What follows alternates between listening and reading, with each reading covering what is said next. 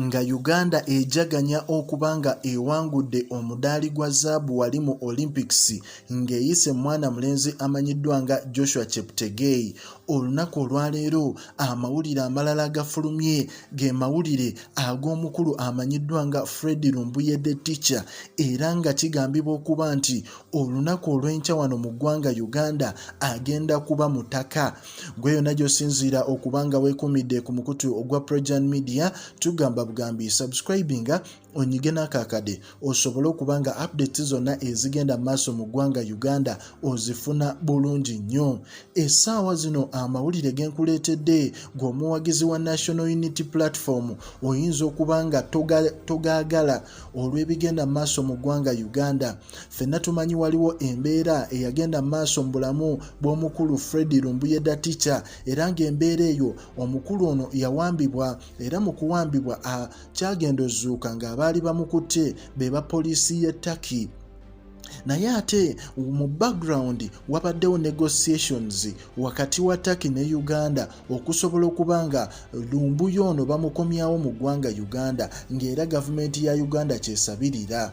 Era n'olunaku olw'eggulo bavudde ne bakonfaminga ne bagamba nti omukulu Lumbuye ali mu mikono gya bannayuganda oba government officials aba security. Naye ate ne bavaayo ne bajjawo obubaka ne bagamba nti si bituufu, ffe ensonga z'okuwamba Lumbuye tetuzimanyi. Naye ate olunaku olwaleero essaawa zino mu ddakiika ntono nnyo emabega omukulu owa Internal Affairs avuddeyo n'akakasa eggwanga nga omukulu Fred Lumbuye olunaku olw'enkya wagenda okubanga atuuka mu ggwanga Uganda. Era avuddeyo n'agamba nti si Lumbuye yekka wabula waliwo ne bannayuganda abalala be bamukwata nabo abagenda okusobola okubanga batuuka wano mu ggwanga Uganda. N'agamba nti abawagizi bonna aba National Unity Platform n'abawagira Lumbuye, n'agamba nti temweraliikirira Lumbuye teri agenda mutokyaringa oba tebagenda mubonyaabonya okuggyako bagenda mukwasa amateeka gamukoleko emisango gyonna gy'ayina.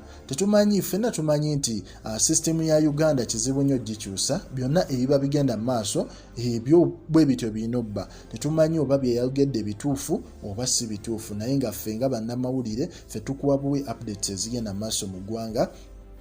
Naye ng'omukulu Fred Kajjubi Lumbuye yonna gy'oligezaako kubanga omusabira, kubanga bwe binaayitamu omukulu n'atuuka mu ggwanga Uganda abamwesunze bangi naddala mu gavumenti olw'ensonga nti alina ebyama byazaayogera, ng'ate mu bo ffenna tumanyi nti abakulu bano nabo baagala otegeera.